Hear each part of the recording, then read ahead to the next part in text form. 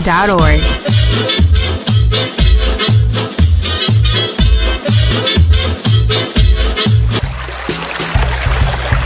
This is Barbara Barrigan-Perea with Delta Flows, a radio show by the Voice of Stockton and Restore the Delta. This is the weekly radio show where we discuss everything Delta related: the environment, water management, water quality, farming, history and culture, public events, recreation, Delta food, and the arts. Tune into Delta Flows on KXVS, the Voice of Stockton, streaming live on Facebook and YouTube at KXVS Radio. KXVS LP Stockton.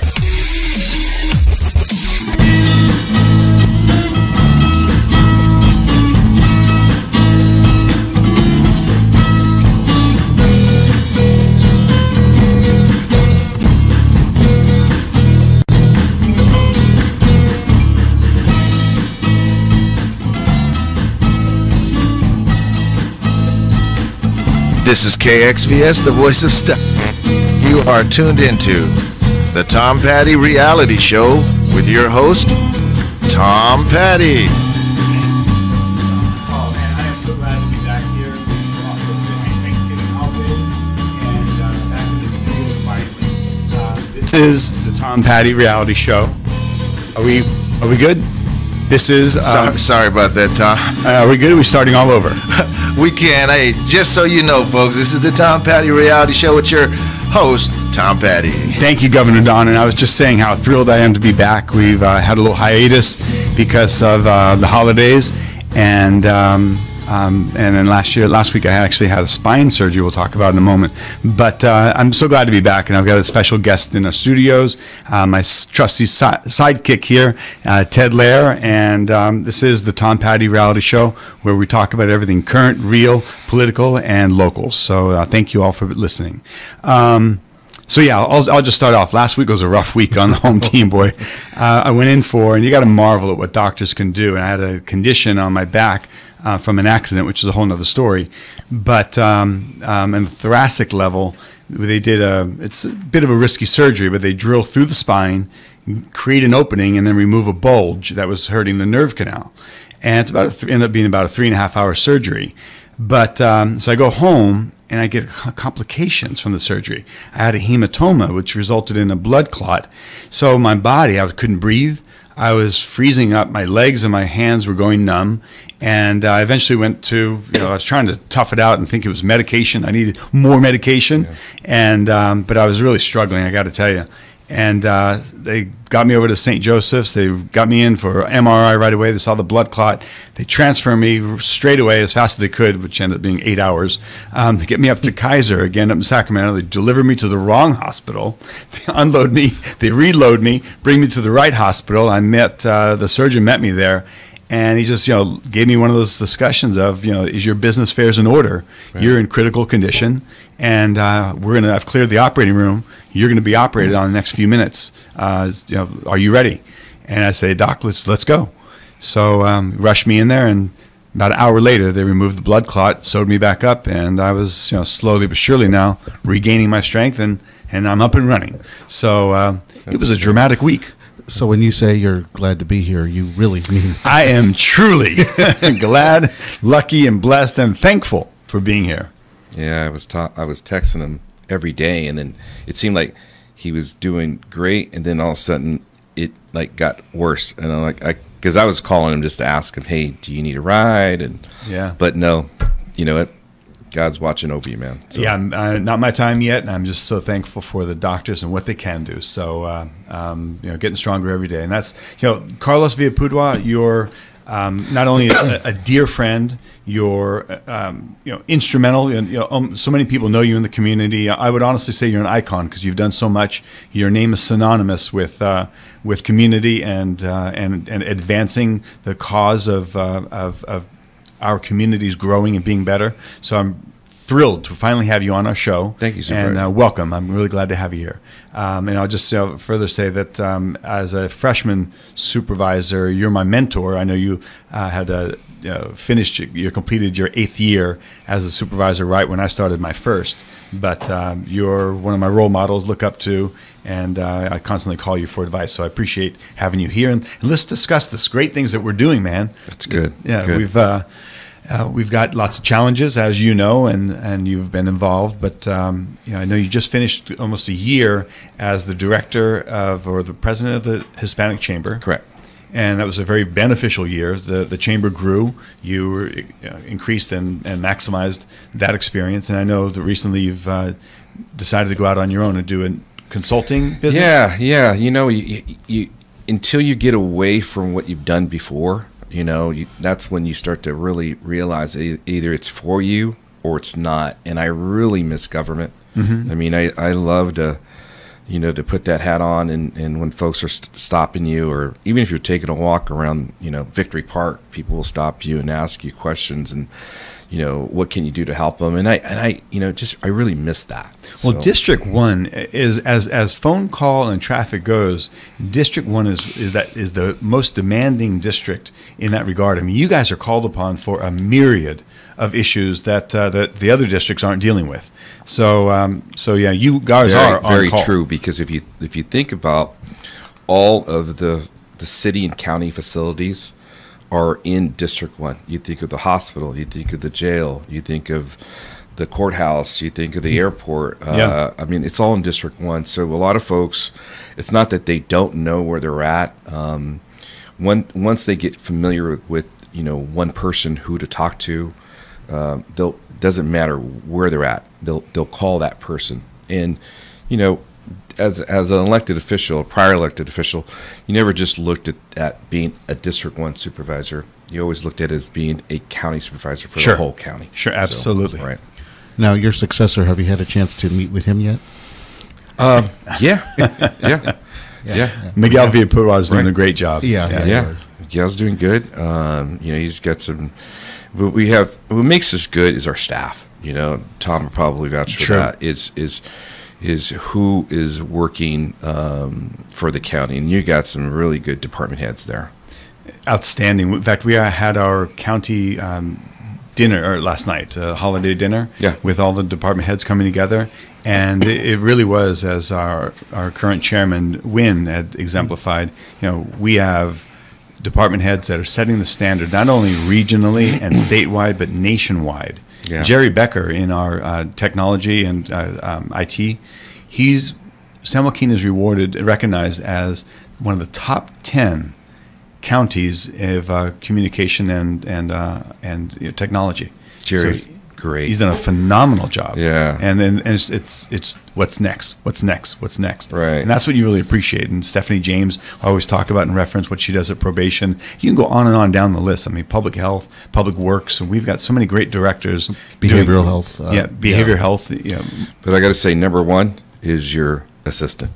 Yeah. I mean, if you don't, you got to have a great assistant that can multitask every department and multitask your busy schedule. I mean, that person, and I've been lucky, you've been lucky that, I've had, I can, to this day, I can literally call them up and ask them, for something, and they're ready to work and help you out. Yeah. So, yeah, and it's a special kind of person that can do that multitask and have the information and delve right into the issues, the subject, and look to how can we be most effective or most helpful. Right. Yep. And supervisors, they only get one legislative assistant. Some counties, they have a much larger staff, so San Joaquin County has to do so much with one staff person, and that just shows how valuable that one staff person to that supervisor is. And I know you had some great staff, and Betty Wilson's doing a tremendous job. Great. Oh, yeah. She's fantastic. Supervisor Tom Patti's office wouldn't be where it is right now without Ms. Wilson. She's just doing an outstanding job. Yeah, true. I'm very, very thankful for that. Yeah. So, Carlos, tell me a little bit about your consulting operation. What are you looking to do and be involved in? Well, we kind of been doing this for a while, with the wife, also doing a little bit on the side. But, we've kind of been really reaching out to do either more land use or government relations. Where we're really good is our grassroots campaigning. Mm-hmm. From the late Mr. Dar Marenko, who I mentored and learned so much, the fact of going door to door. It's not just going door to door, it's really connecting with those voters and talking to them and listening to them, and then bringing that back, you know. But grassroots is where I can say that we specialize, and a lot of people kind of shy away from it because of social media now, which is great, but you know, you still have to do the grassroots, and we're excited about that because we want to make sure that if you, it doesn't have to be a political campaign. It can be a business that is thinking about, you know, either doing more advertising. How do they reach their public? But we're also part of the consulting is that we're opening our own trucking school. If you look at San Joaquin County, 3 out of every 5 jobs are ag-related, and if you drive down 99 or I-5, you will see truckers needed. There are some trucking schools here.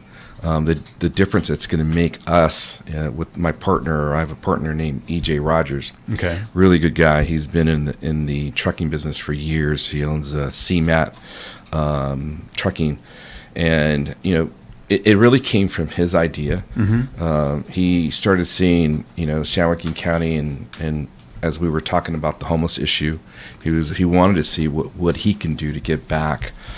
He goes, you know, there's some folks that I told him, I said, there's some folks that were living check to check, you know, and they, for some reason, you know, lost that and became homeless.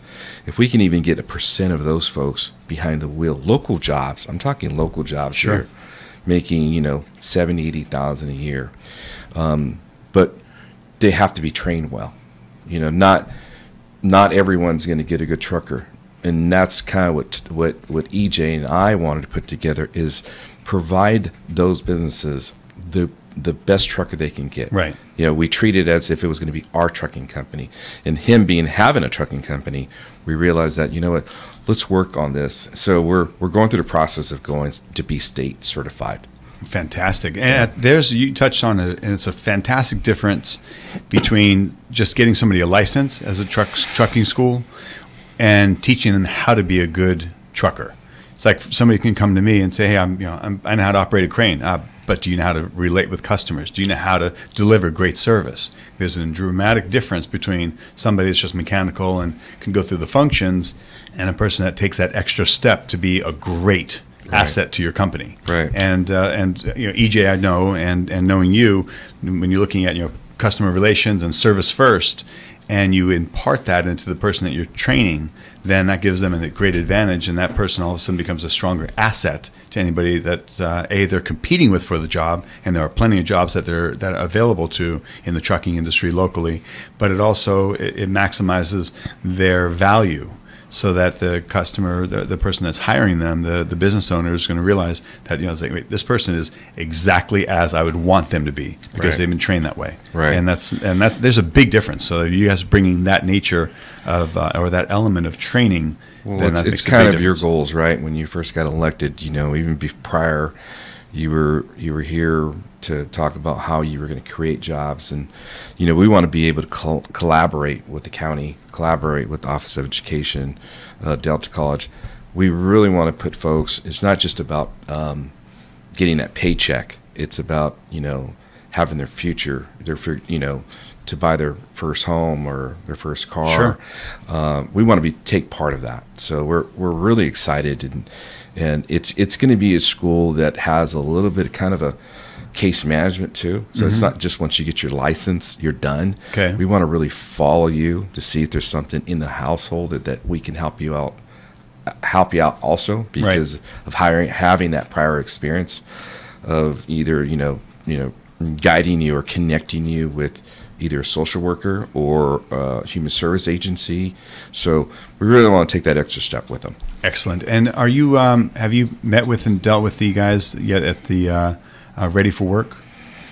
John Mendelson? No. His group? Because they're taking, and as you know, this happened, started under your watch as a county supervisor, but we're taking homeless people and getting them over to the Honor Farm to help stabilize them, and then eventually the next step at one point of their development, individual development, will be getting them job training. That's excellent. So they are looking for And that's I'm a big advocate. I'm pushing and working on multiple angles for trade schools locally, and looking to enhance and maximize what we're doing. So the Ready for Work guys. Those are being our next step. We have met with John Solis with WorkNet. Okay. And I'm sure that would be a link with them, but you know what? Yeah, meet with Mendelsohn. I would definitely recommend that, because they are taking that program, and we are accessing that honor farm in as a transitional housing unit for those people, to help stabilize them, get them the medication, get them the support that they need to not only stabilize, but then the next step of their evolution is to make them self-sufficient. And job training, this would be a perfect fit. So job training is going to be that next big component for them. Yeah. So yeah, you'll have an audience for that. We need that. We need that. That's part of our criteria. Goals and objectives. Yeah. Right. Fantastic. I love it. That's great to hear. It's anything that brings jobs to San Joaquin County in this valley is exactly what we need. Now, Supervisor, we're coming up on the year of your inauguration as supervisor. It's 2017 just flew, didn't it? Well, one year flew by. Yes. Wow. As you look back on your first year as elected as a public official, what would you say are the 2 or 3 most accomplishments that you're the most proud of during your first year of your 4-year term? Well, one of the things that getting involved in, it's a great question, because you, as a candidate, you become knowledgeable, and pretty much in every election, you're going to talk about 3 issues. You're going to talk about education, you're going to talk about public safety, and you're going to talk about what's the next third big one, Carlos? You talked about jobs, right? Jobs, education, and public and security. Yeah. So you go from, as a candidate, talking about the issues to actually trying to instill them. Now, your job is full time. I mean, you are working, and you've got department, you've got board meetings on a regular basis. But if you want to keep your eye on the ball, it's not the job that you're doing, but it's what else you can do, what more you can do. That's why I've kind of put together this committee with Stockton Unified, and I've got Jeff Wright, I've got Carl Tolliver, I've got educators, I've got John Solis from WorkNet. I'm bringing them together, and we're talking about enhancing that vocational training aspect of what we can do, and we'll do more of it. So that's the extra thing I'm doing. So I'm proud of doing things like that. Or something that came around this year that I had my eye on was the wine ordinance. And I was successful with other board members to push through some amendments and changes to the wine ordinance that was going to be more business friendly, less prohibitive, less restrictive, and enhance the prospect and the possibilities for success for those businesses locally. So that's all job creation, and that's all things that we want to do to enhance success for local business people. So those are the types of things that I'm most proud of. What I'm really amazed by is, as Carlos, as you said, and we touched on a moment ago, but once you start to learn the great leadership we have in the departments that are functioning in the county, that's most impressive. Because the learning curve is swift. You're right into the job, and you're taking phone calls, you're doing meetings, and you're learning right away, and multiple facets of information coming to you, and you want to absorb it. You want to get involved. So as you're getting involved and asking questions, you realize that's in great hands. That's moving forward in a fantastic way. So you look at our leadership, and we are very progressive. We are challenged in many areas, and we have some very progressive leaders that are department heads that are very innovative. And it's being noted statewide and nationwide. Yeah. So that impresses me the most. I'm sure that was, Carlos, for your 8 years as supervisor, and before that you worked as a legislative aide.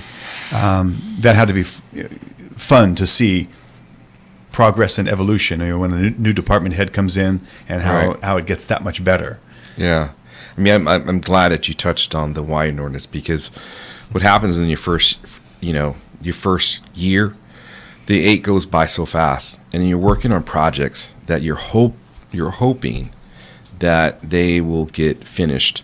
We worked extremely hard on looking at what other counties were doing as far as the wine ordinance, and we weren't done. We're glad at this next board that Tom was looking at what else can we do to add, and there was so much still to add, and they've done that. So we're really happy with this board. We're happy with you, Tom. I mean, I know you've been kind of it's your freshman year and it's a tough year Yeah. because you want to meet with everyone.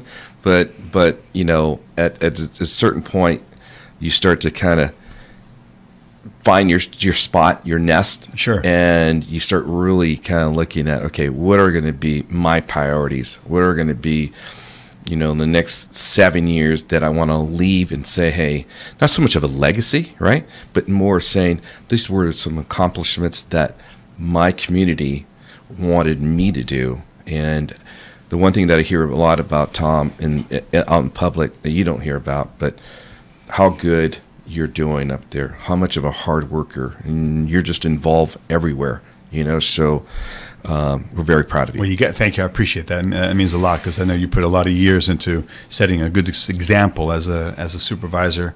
And it's not what we do, it's what else we do, what more we can do of. And, I am really focused on, I want to have an impact in that vocational training. I want to see things that are, and you're doing that. Right. So in your continuation outside of being a supervisor, I appreciate that you see that void, and that's something that you wanted. Jobs. It's jobs. Let's get jobs to people in our community. So that's all part of it, and I want to help that potential and maximize the prospect of that business. And what else? The construction trades, and there's so many trades that are looking for the next generation, and a lot of these kids aren't exposed to where those possibilities are. Right. So that's where I'm really focusing. That's where my extra thing I want to accomplish. So not only being present and showing up at multiple board meetings, as there's committees, you have 15 to 20 boards and committees that we're on, but monthly meeting on a regular basis. But it's that extra thing we do that makes a difference. It's a lot of work. It is. People don't realize it's not just showing up on a Tuesday morning and sitting in. It's a lot of time you have to involve a lot of research, a lot of reading, and committees, and not so much the events, but a lot of the committees. And so we're very thankful that we have guys like you up there. Yeah, no, it's 7 days a week. I mean, you are going to be at functions and at rallies and community events and listening and returning phone out. calls from constituents who want to talk to you about issues of the day. I know both of you place an emphasis on delivering constituent service, and I think that's what makes a good public servant. You're not Very just important. there on the one day of a board meeting. There really is a lot that goes on that reporters don't see, the public doesn't see, that's not broadcast on social media because confidentiality reasons. It's just it's a full-time job is being a San Joaquin County supervisor. Would both of you agree with that? Absolutely. Yeah, no, it really is. You're putting in your time and your energy. And it's last night, as I mentioned, we had the county holiday dinner, and I brought with me my daughter as my date for the evening, which of course is a thrill to spend time with my daughter and include her. Mm-hmm. She's the only child in the room, but she got to draw numbers at the drawings at the raffle, Right so she was happy. But I thanked my legislative aide. I recognized the department heads, all of which deservedly so need recognition and appreciation. But I also wanted to thank my daughter because by no choice of her own, I've chosen this path. And that takes away time, and that brings her into circumstances and situations that, oftentimes is a great example, but it also is not perhaps her top of her list of what she'd want to do. A kid wants to go ride bikes or play dolls and do things with their friends, but no, we're going to go do something in the community. We're going to go help veterans. We're going to go work with the homeless. So we're going to go to the St. Mary's Dining Hall, do something that is involving to the community, which is great for her to be exposed to, and I appreciate that benefit, and she does as well. But I wanted to recognize and appreciate her sacrifice and commitment because it wasn't her choice for me to be get involved in politics locally. Yeah. And speaking of your daughter, this is interesting timing. A member of the Stockton Dads Club that I know that you are heavily involved in. Your daughter Presley won first place in a holiday. You got it. You have her turkey. So, she entered a coloring contest recently and won first place. It was funny. All the kids were they were coloring the turkey that they're going to be shooting as targets, and she just put a big red dot right in the middle and said, "That's the only coloring I'm going to do, Dad, because I'm shooting for the middle." Well, it was good enough for first place. Yeah, she got first place, and that you brought her ribbons. So that's fun. That's awesome. Thanks, Ted. Nice. That's and we're gonna. By the way, I talked to Michael Blauer. You had reached out to him, but we're going to be having more of a discussion about the Stockton Dads Club and some of those youth groups that we have going on, because those are those extra things we do that's fun to do with our kids. So. Well, Michael Blauer's, he's also, as we all know, he's also a former public official, but he's still active even outside of public office. With Dad's Club, I saw him 2 weeks ago. We were helping deliver food baskets at the Emergency Food Bank, which great organization. They delivered over 2,000 food boxes this year to needy families here in San Joaquin County. Good. Yeah. There's so many organizations. LULAC does... in fact, I'm going to invite you to that. They do it at the commodity program, and it's like the third Sunday of this month. I don't have the calendar in front of me, but they give to all 8 community centers. Each community center gets about 1,000 baskets, and it's it's a really good event. We got a good event to bring your daughter, because I bring out my kids too, and we bond together with other families, and we're there to work, literally work, and build this box, and it goes to all the community centers, and the community centers give them away at separate times, but they also give away like toys and gifts and stuff. So it's a really good event.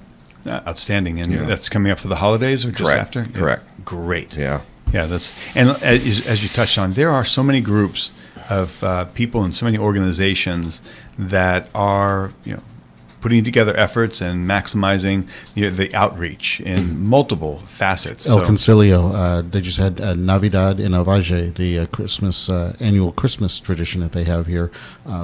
They lunch and dinners they offer at the Memorial Civic Auditorium, and the proceeds from the sale of those meals go to needy families in need of assistance during the holiday season. So there are just so many service organizations here in San Joaquin County, and people willing to step up and participate. It's sad that we have the need, but it's also great to see that those who can help do help. Yeah. True. This county is, when we need to step up, they do. They do. I mean, not just for this county. I've seen this county go and help other counties. It's when we had the fires up in the foothills.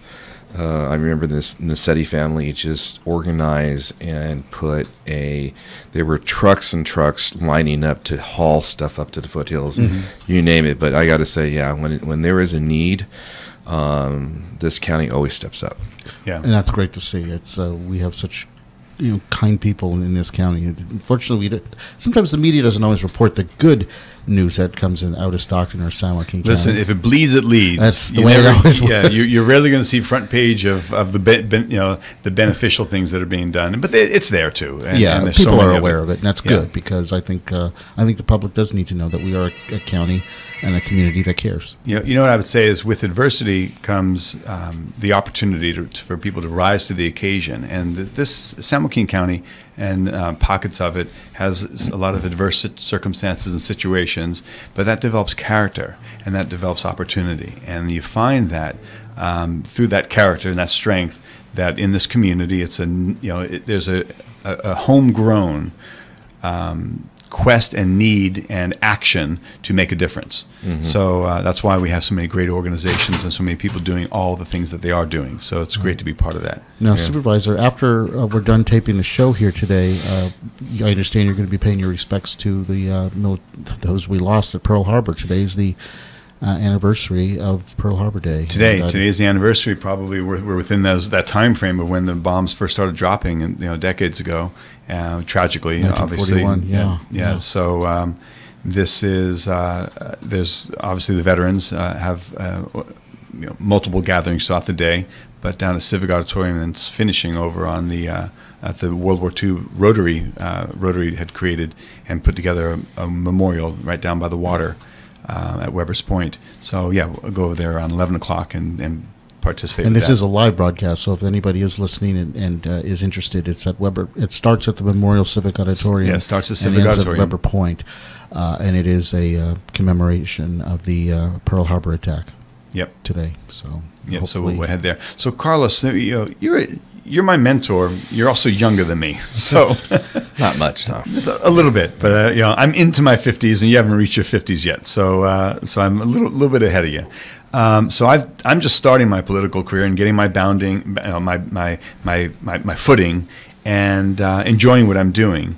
But you're a veteran. You've got a lot of experience. You've got phenomenal relationships. What's next? Where do you see yourself having a continued level of involvement and impact locally in the community? What else is up for in the future here for you? Good. Well, good question. We talked about how I'm trying to participate in helping and giving back and creating jobs.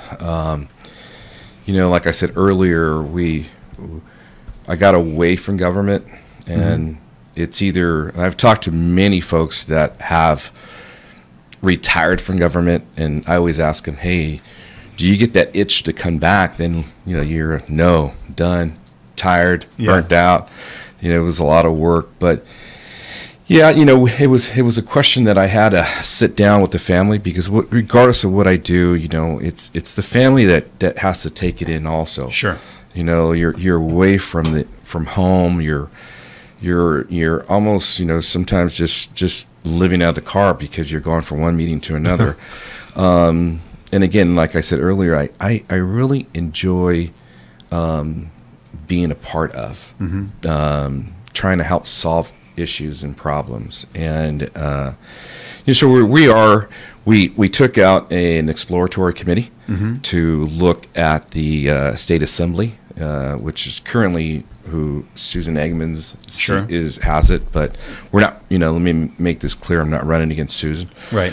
There's got to be a domino effect. As you guys have heard, that Kathleen is going to run for the Board of Equalization. Oh yeah, she's campaigning. She's the front runner for that position. Right. So there was a rumor at first that Susan was looking at that, and several others for the Senate seat. There's Bob Elliott, and then there's Manny Graywall looking for that seat. So if that seat becomes vacant,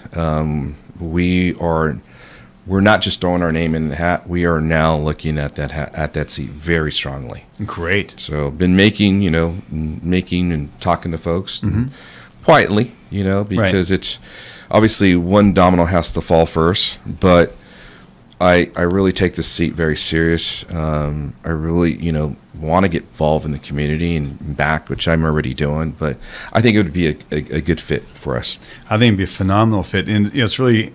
The fact is, you can't undo what you know. And when you're in politics as you do, and you've gotten involved in so many facets of local government, and to take it to that next level of involvement at Assembly or Senate, and in the multitudes of mayor. I mean, there's several ways to continue to serve the community as an elected representative, and you should, because you've acquired knowledge, you've acquired experience and relationships, and the ability to exhibit leadership. So it's a waste if it was just tossed away. Yeah. Institutional knowledge, absolutely. Yeah, sure. Thank you. Institutional knowledge. It's term limits are great in one aspect because you can bring in some new blood and new ways of doing things. But term limits are also an election. So sometimes people are undeservedly so out of office because of term limit when they may have been serving the community in the most fantastic and in the most beneficial way possible. So, but be that as it may, there are term limits, and that's fantastic. So, noting your experience and all of that you've accomplished thus far, it would be a waste to not utilize that and bring it to that next level of involvement in your local community as a representative. So, whatever you do, I would support and encourage, because I don't know anybody that worked harder than you, that's dedicated and committed to the level of excellence that you are. Thank you. I would encourage and support that in every capacity. Thank you. Yeah, and I think you just touched on it. It's the relationships that I built, not just but friends of mine, folks that are in office like yourself, and you. What I hear mostly from folks that are at the federal or state level, they want to eventually come back and work at the local level. It's opposite for me. It's like I want to be able to either, if we're successful, to still work locally strong. Sure. Work with folks like yourself, folks that are in Tracy, and be that ear at the state level. And I think with what we have now here in San Joaquin County, all those accomplishments could be met. Yeah, so excellent. Well, we'd be well served with your continued involvement, and look forward to helping you and hearing from you what's next. So thank you, sir. Keep us posted for sure. Ted, how about you? What's on your plate? What are you up to lately? Working with you on this show and on multiple public affairs projects, both up here in Northern California and Southern California and elsewhere on the West Coast. Helping out with a leadership campaign up in British Columbia to the extent that I can from down here, just offering some strategy advice and. So you're looking sharp. You got a little tie on, shirt. There's no food stains. Your hair's slick back. You're looking good. You're like, maybe have you joined the gym lately? Yes, I have. Actually. So, and that's fantastic, Ted. Now, you have a girlfriend lately? I mean, what's new in your world? The girlfriend, of course. The gym membership, of course. I just feel it's time. You've talked about the importance of being healthy and being fit, and I just think everybody should do that. I think physical fitness is very important. Well, you're starting to look so good that I don't think I can refer to you as my uncle anymore when we go out to have lunch. Okay, I always say it's my uncle's birthday, and they look at him like, oh, they don't even question. Yeah. So, but Ted's all of a sudden, you're looking sharp, young man. Well, I appreciate that. That's very good. It's very nice. Thank you very much, both of you. Wonderful. Thank you. Good deal.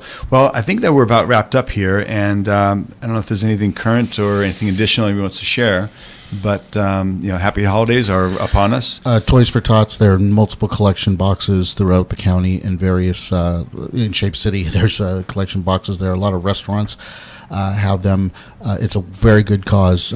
Julie Dameron Brown, who's a fellow radio host on this station, is an ambassador for the Toys for Tots program. Who, by the way, I nominated her for Stocktonian of the Year. And she's also a candidate for County Board of Education, Area that's 5. Outstanding. That's another gal that what a Wonder Woman. That's one of my everywhere. Yeah, I'm just impressed by her commitment. Right, and one of her commitments, hard work. And one of her commitments is as an ambassador for Toys for Tots. So if you do see that these boxes, please donate. It's a very, very good and established cause. Excellent. Good deal. Well, thank you, Carlos Villapudua, for being our guest today. Thanks, Ted. As always, be with you. Always a pleasure. And we want to wish everybody, and thank you, Governor Don, for being the engineer of excellence.